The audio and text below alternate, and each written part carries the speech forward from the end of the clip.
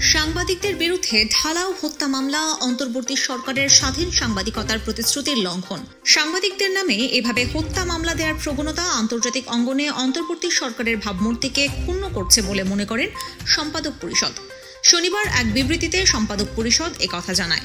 বিবৃতিতে বলা হয়, ঢালাও অভিযোগের ভিত্তিতে সাংবাদিকদের বিরুদ্ধে হত্যা মামলার ঘটনা এখনো অব্যাহত।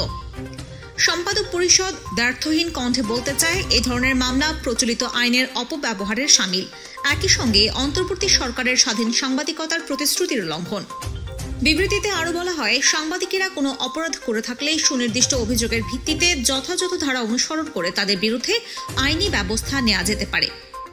সম্পাদক পরিষদ আরও জোর দিয়ে বলতে চায় যে পেশাদারত্ব বাদ দিয়ে নীতি বিবর্জিত ও লেজর ভিত্তিক সাংবাদিকতা বর্জনীয়। যে সাংবাদিকরা বিগত সরকারের নানা নিপীড়নমূলক কর্মকাণ্ডে সাংবাদিকতার নামে সমর্থন দিয়েছেন, প্রেস কাউন্সিলে একটি কমিটি গঠন করে তাদের বিরুদ্ধে তদন্ত ও অনুসন্ধান হতে পারে। সেখানে দোষী সাব্যস্ত হলে প্রেস কাউন্সিল আইনে তাদের সাজা হতে পারে। তাদের অন্যান্য অপরাধের ক্ষেত্রে প্রেস কাউন্সিলের সুপারিশের ভিত্তিতে প্রচলিত আইনে তাদের বিচার চলতে পারে।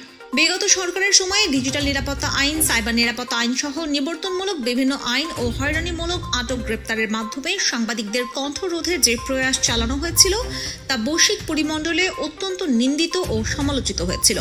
আর বর্তমানে সাংবাদিকদের নামে এভাবে ক্রমাগত হত্যা মামলা দেওয়ার প্রবণতাও আন্তর্জাতিক অঙ্গনে অন্তর্বর্তী সরকারের ভাবমূর্তিকে ক্ষুণ্ণ করছে বলে সম্পাদক পরিষদ মনে করে।